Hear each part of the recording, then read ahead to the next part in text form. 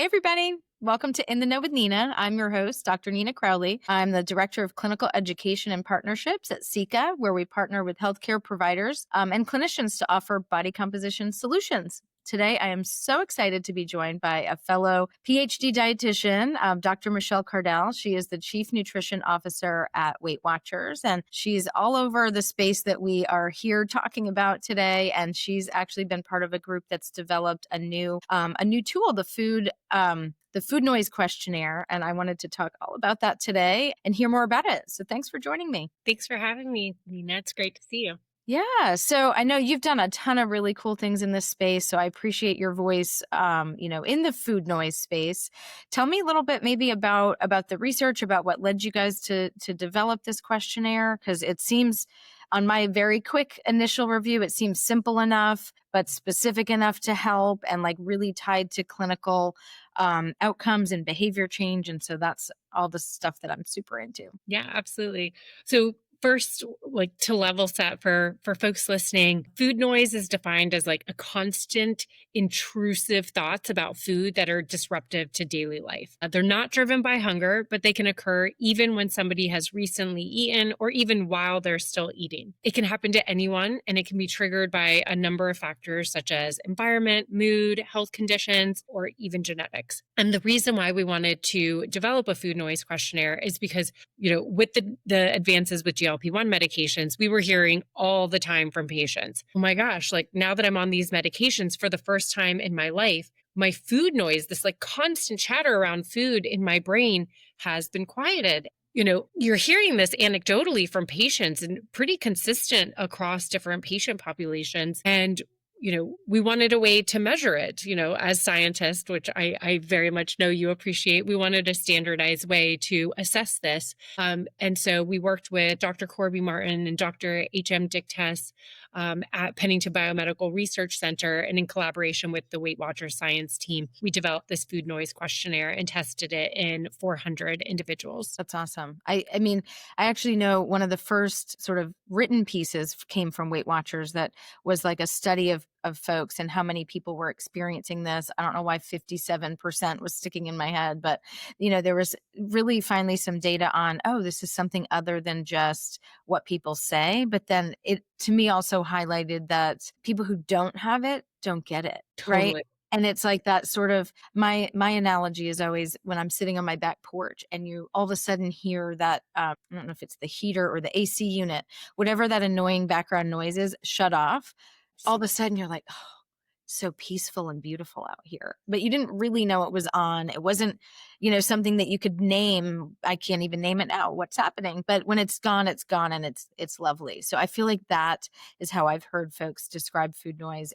But people who don't get it are like, what do you mean? Why can't you just eat less like me and be a small weight, No, I love that analogy so much because it really encompasses what we hear from patients. And I mean, patients have said things to me like, is this what lean people feel like all the time? Like, what do you mean you weren't like constantly thinking about food all the time? And to me, it's such an indication that obesity is a chronic disease because it's your biology. Your biology is what is driving that food noise. And I always think about it as like almost like a King Kong versus Bambi phenomena when like your biology is working, against you in every way between the food noise, the physiological drive to, eat and consume excess calories. And then, for so long, the only tools were behavioral weight management and bariatric surgery. And yes, we had pharmacotherapy options. But from a efficacy perspective, it was like 10% body weight loss or less generally. And so there was this gap between that 10% body weight loss and like the 25 to 35% we were seeing with bariatric surgery.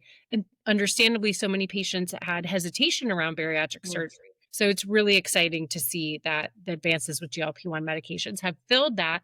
And that, as a result, people are experiencing less food noise. Yeah. And I think one of the things as a dietitian I love about it is that, of course, there's a lot of bias that we need to talk about when people are saying, Mhm. oh, it's the easy way out, or all the stuff that, with people who don't maybe need these medications or taking it for cosmetic and all. Anyway, all of that aside, what I love the most is how people who I know have worked really hard from these nutrition behavior perspectives for years and not seen any, maybe significant success long term, but they have that muscle memory for that nutrition. So for the most part, I would say we're not going in and saying, here's new information like, hey, did you know this is how to, eat healthfully? No, these people could teach the class. This is how my bariatric patients always were. They could get up and teach the class on what you're supposed to eat and what you should eat. It's just they struggle to do that consistently long term. But I just love that they're able to kind of harness that. You're removing something that makes it much easier for them to do the things they intentionally always wanted to do.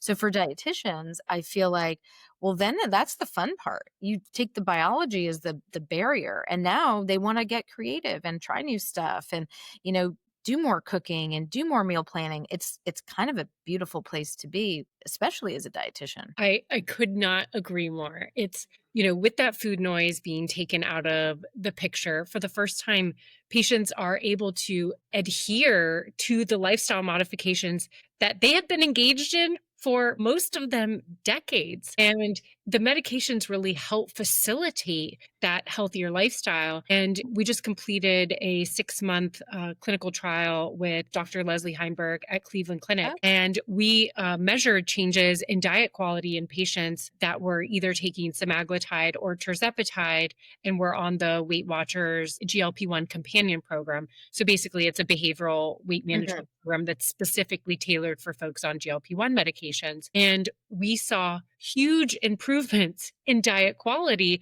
over the 6 months. We measured it using healthy eating index, and we consider it to be clinically significant if you improve your healthy eating index score by 3 points. And in this 6-month trial, we saw a 10-point increase in Oh, health wow. index scores. So it's very different than what we see in bariatric surgery patients, where patients tend to eat smaller portion sizes, but their overall diet quality doesn't tend to improve. Whereas, at least when they're combining it with a behavioral program that's specifically targeting these nutritional targets, they are improving their overall dietary pattern. So, really exciting to see. Also, that's exciting too, because I feel like in the media we hear a lot about, sort of again that bias of, oh, people are just taking the medication and then eating whatever they want, right? Like I have so many air quotes. I just keep these up.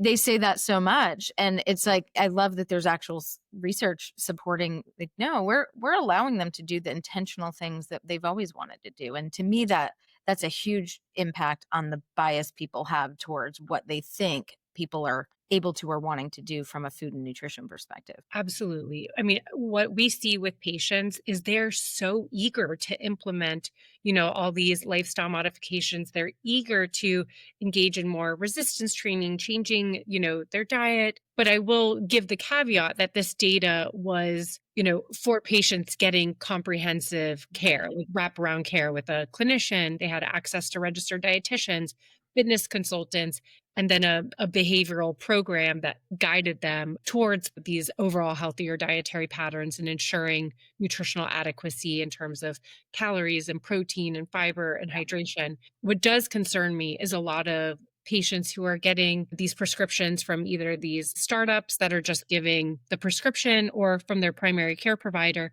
where the primary care provider just doesn't have the time or the resources to take them through how should their diet change on these medications, what should their physical activity levels look like, et cetera. So I think, in cases where people are getting comprehensive care, absolutely, it's a huge win. But I do worry about patients who aren't getting the support that they likely need. Yeah, I mean, the piece on comprehensive care, and I don't even know if that word means something to people outside of our Right. little world, but all the components, right? The nutrition, the exercise, the behavior, and even support with the prescription. I mean, getting a prescription is kind of just the beginning of a long-term struggle or relationship with your pharmacy of do they have the supply? That whole piece of it's huge. And so that for me, that was actually a big burnout in the bariatric surgery world, which was the prior auths and the getting insurance Mhm. approval for something that so clearly demonstrated benefit to the patient. So I do hope that we get better at that for medication, but I know that can be a struggle as well. But yeah, so tell me, I don't want to,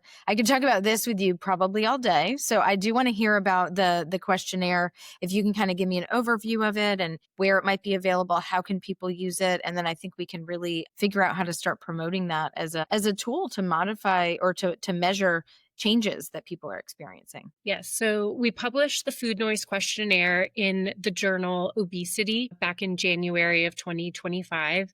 It is free to use. Anybody can use it. We do put in there that people please reach out to Dr. Corby Martin, who was the corresponding author on the manuscript, and then myself, just to, check in with us, make sure everything's okay.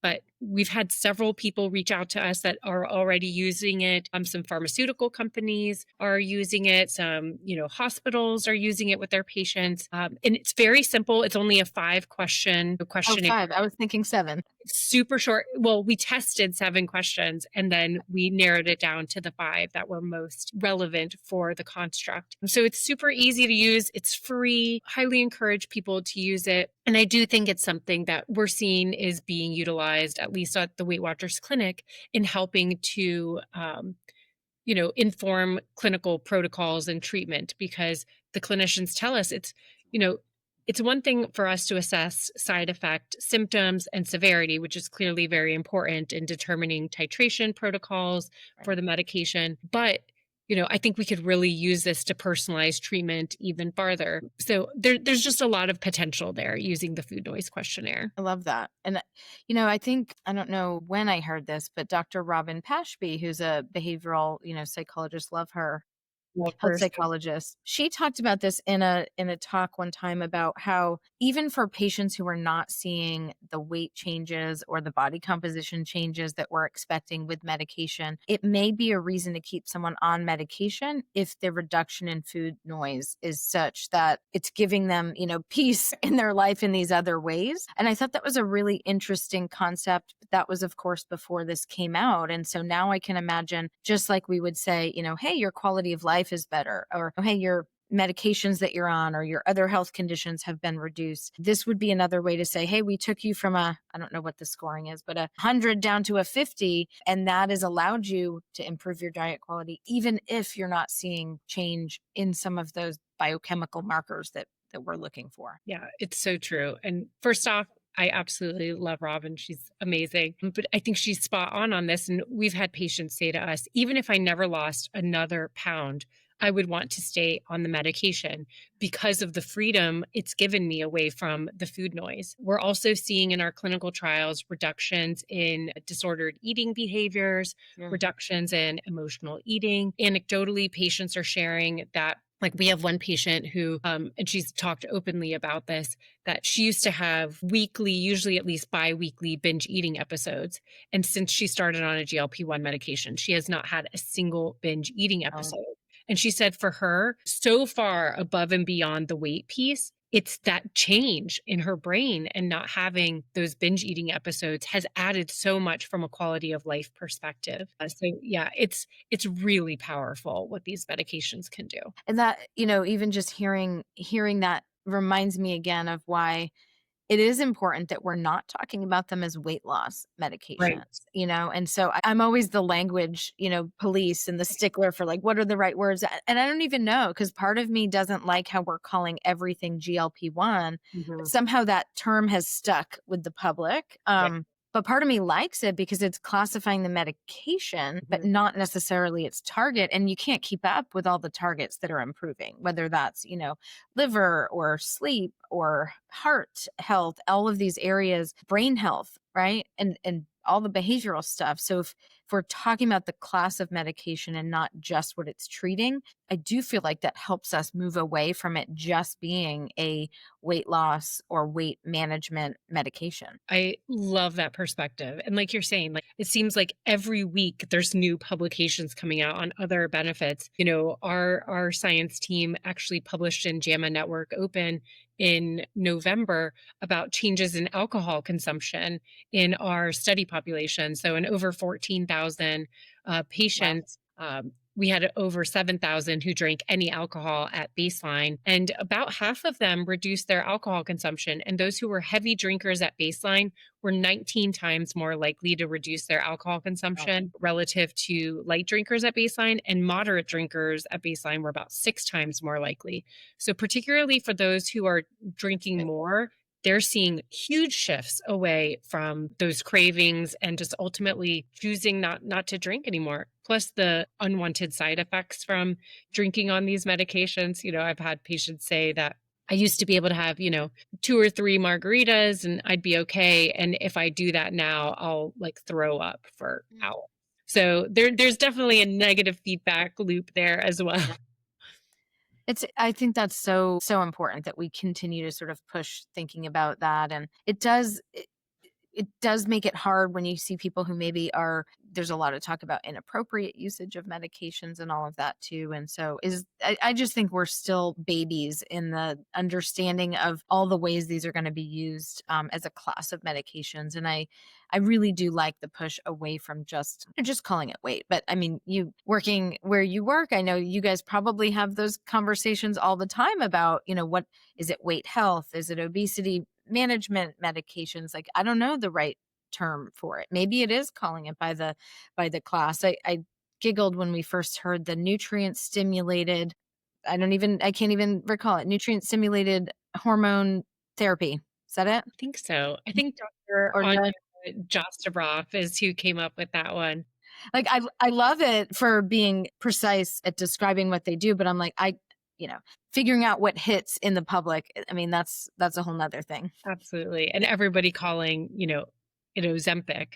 And it's like, Right. look, I love your idea of like just focusing on the class of medications rather than calling it, a weight management medication or a diabetes medication, because like you're saying, it's so much more than that now. It's a sleep apnea medication. It's a, kidney medication, a liver medication. Yeah. So many indications that are coming out now, and I think that's going to continue. They're doing research on Alzheimer's and substance use disorders, so there's a lot of promise in the space, but I very much think we're in the infancy of our understanding of what these medications can do, and how we can best utilize them across various patient populations. Okay, so I need to get into the 5 questions, but can you give me a question or two just so we know, like, what's the type of question? And then do we scale? Is it like a Likert 5-point scale? How do someone rank on the questionnaire? And then how might we use it?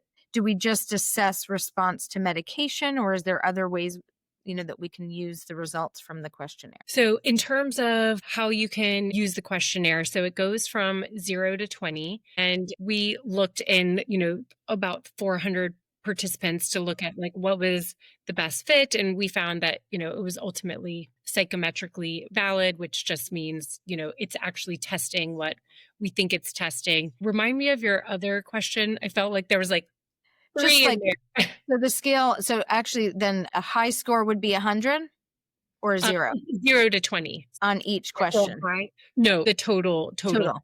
Okay. So basically each question can do, it's a 5-point Likert scale. So, sorry, I said 20. 4 It's point. out of 25. 25. Got it. Simple Okay. math.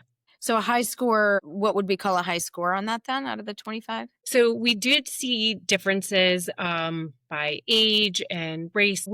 What we're doing now is when we're giving people feedback on it, we base it on like a percentage. We give them feedback like your score was like 98th percentile. So you scored higher than 98% of, the population. We haven't created clinical cutoffs. That's something that is kind of in next steps, but very much want to get to a point where we can say to people, this would be a low, this would be a moderate, this would be a high, but we're just not there yet with the science. Yeah. I mean, in body comp, we are very aware of that, wanting people really sort of want that number and that cutoff. And like, if I'm higher than this, is that good or bad? And so I do like even knowing that in different populations, the normal ranges will be a little bit different, because I'd imagine norming this it may take a little bit. Yeah. And the type of questions that we ask are like, I find myself constantly thinking about food throughout the day. My thoughts about food feel uncontrollable. I Mm. spend too much time thinking about food. My thoughts about food have negative effects on me and or my life, and that my thoughts about food distract me from what I need to do. If anybody wants to take the quiz, you can Google like WeightWatchers Food Noise Questionnaire, and we do Okay. have it available. So if people want to see where they fall on the Mm. range, they're welcome to do that at it's Okay. no cost. Great. Yeah, we'll put that in the notes for sure.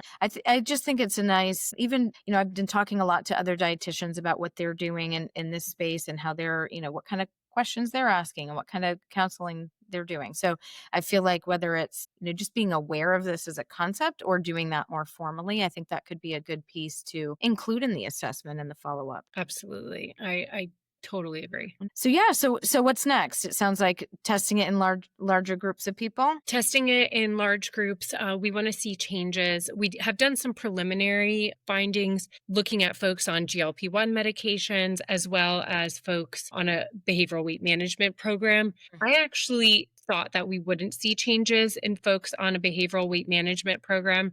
And if we did, we might actually see increases in food Mm. noise. But actually, we saw significant reductions in both the GLP-1 group and the Weight Watchers behavioral weight management. My guess there is that on the GLP-1 side, it's biologically driven.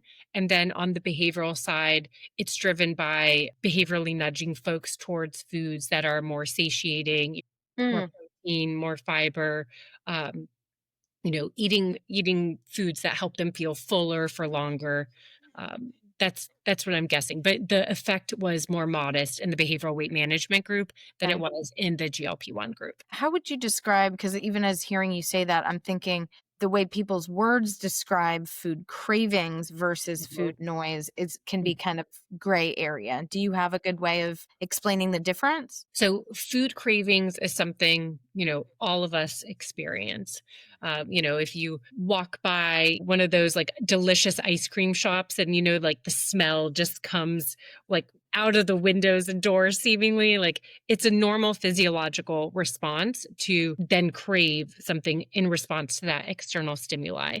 Food noise is quite different in that it's ever present and it can happen even in the absence of some sort of trigger. Okay. That's a good way to put it. Yeah, and like you said earlier, people who don't have it can't describe it really. Like I don't know what you're talking about. You get Right. hungry, you eat, and you move Right. on from that. And it's quite opposite for folks who have high levels of that. Well, I saw, I've seen some people post about it and get some pretty tough feedback online, because they've taken this like very strong stance that food noise isn't real and Mm. it's just hunger. And it's kind of one of those things of tell me you've never experienced food noise without telling me you've never experienced food noise.